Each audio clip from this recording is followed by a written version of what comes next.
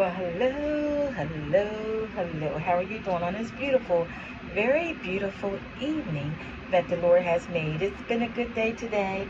It's dark outside, and I'm getting ready to get off of work in a little bit. But I work at home, and I've been working in different places in my house just to see what I like. I have a den that I could use for office, but I feel so secluded in there. Um, But I've been sitting on this in this bedroom by the door. This is the boys' bedroom, by the window. Cause I made sure I brought my glasses up here to see what I'm hearing. So the other night I was just hearing so much. I even thought that somebody might have been in the backyard. So today it's dark. I can't see anything now with my glasses on or off. Here's my glasses. Um, I seen a raccoon climbing up my tree. Climbing up, and I seen a raccoon. I seen it climbing up my tree. And we have a lot of raccoons back here. And I seen it climbing in my. I have a big, beautiful tree back there. A few years ago, we had a raccoon in our attic. And the funny part about it, that's not funny, is that our attic is on the floor. Our doors are on the floor. So I have attic in this room, two doors, two big doors, and in my room, two big doors. And I know even when my husband was living, one year a raccoon was scratching on the door. So we opened the door. There they are. And so the doors are on the floor. The attic is not up. It's down. So, I had to get I hired somebody to get a thing to get them out, and the guy must have just went up the street and let the raccoon out because it came back. So I had to get the raccoon. I had to trap it. I brought a trap and trapped it, and it was really scared. I hated to do it. Of course, I didn't hurt it or anything, but I took it at the mall and I let it go far away that it wouldn't be nowhere near me. I don't want to have to trap another raccoon. I just don't want to do that. I had to put the trap actually in our attic and get the raccoon that way, and it was really scared. It's really, really, you really have to be careful.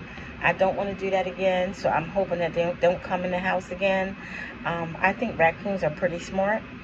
I think that they learn from their mistakes. I do think so. The word gets around with them, and one of them is eating up the cat food at night, so I stopped leaving the cat food out. But yeah, this was a big raccoon. Now, one time, this was before my sister had passed. Two raccoons ran up to me in my backyard. It was dark, and they were the friendliest. Raccoons are friendly, but I want no parts of them. They ran up to me, I guess for food, because they see me feeding my cats. They see me, I'm sitting out there petting my cats. I have 3 cats, and they often go outside, but they scared me so much that I screamed, dropped my bags, and went round front. And then when I went round front and looked in the back, they were back there on my deck at the door. And my cats were there too. And I was like, oh my goodness. So now I want to leave the wild animals in the wild. So I want no parts of any raccoon or anything else that's a wild animal. I have my 3 cats, and I'm happy with that. I love my 3 cats. The mom cat and her 2 kittens, but they're grown now. But anyway, so I was just thinking about the goodness of God. That's been really, really on my heart lately. I had a really good day yesterday, which all days are pretty good. But they were looking for volunteers to go at work and get pictures taken, I guess for their newsletter or whatever, and to be interviewed. And to be interviewed. So I was interviewed, and it came natural. It was good. They're like, you're a natural. But at first I was nervous about the questions on saying the right thing, but it went very well. And then today I'm here, and You know, waiting for the boys. They're going to be coming home soon, and I do miss them, especially the baby. The big boy, he really could come, you know, like after he gets off of daycare, he really could come because he wouldn't be a problem. He would be quiet. But that baby, he's not going to be quiet. He's not going to be quiet. So hopefully I can get some earlier hours. I'm hoping to get earlier hours soon. You know, one girl that when we were at the office, she said she has another job and she has earlier hours. They're not quite the hours I'm looking for, but they're earlier hours, so I'll take it. And all of it is weekends off, Monday through Friday, no holidays, no weekends. So I love that, and it's a pretty nice job. It's a pretty nice job. You're on the phone. It's nothing hard. Hey, I like this, you know. But anyway, the girl, she has another job that pays more, bigger and better things. But I'm content right here. So right now, listen, this is pretty easy for me. I'm content. But anyway, yeah, so I just been thinking about the goodness of God, and how so many times we forfeit our blessings because of this flesh of ours. And I am at the place in my life, being 64, I just want what's right. I just want to walk right before the Lord. I just want to live for Him. That's where I'm at. That's where I'm at. I don't want my flesh to get in the way of, you know, doing things my own way versus His way. Excuse me. So, you know, I don't want that. But I am working this weekend at my old job. I told them that this is going to be my last Saturday working. And I told them I think I can work every other Sunday. Or, you know, if they have that available, maybe I can work every other Sunday. But I can't because I don't have a babysitter. The godmom was babysitting the baby. But she, her and her son, they sell hot dogs on Saturdays in another state close by.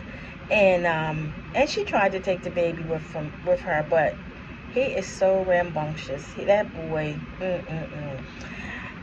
And so my daughter's been keeping them, and she's been still helping me with them. I'm going to tell you, I don't know what I would have done without the godmom, because she started helping me first.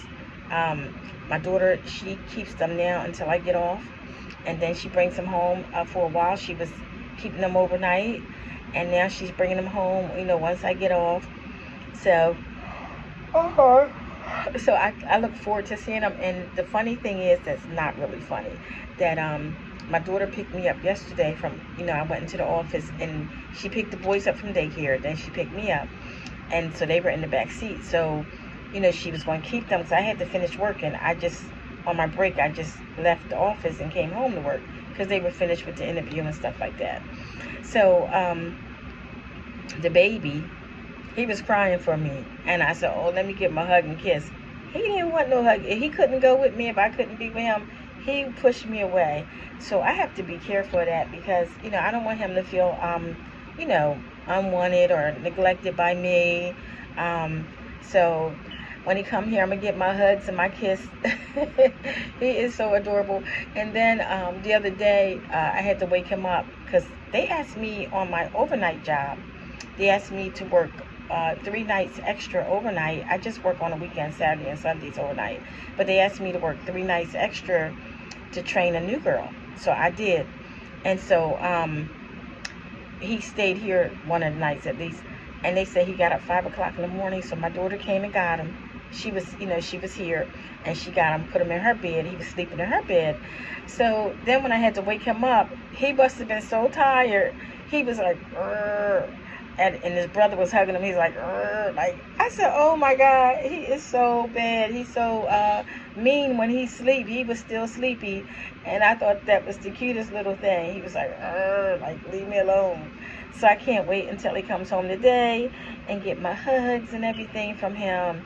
He is just the most adorable kid. But he does get into a lot of things because he's only 2. He's only 2. So, you know, I give him a pass. And his brother is 5, and he's in kindergarten. But his brother's not that attached to me. I have to go. I got a phone call. Okay, talk to you guys soon. Bye-bye.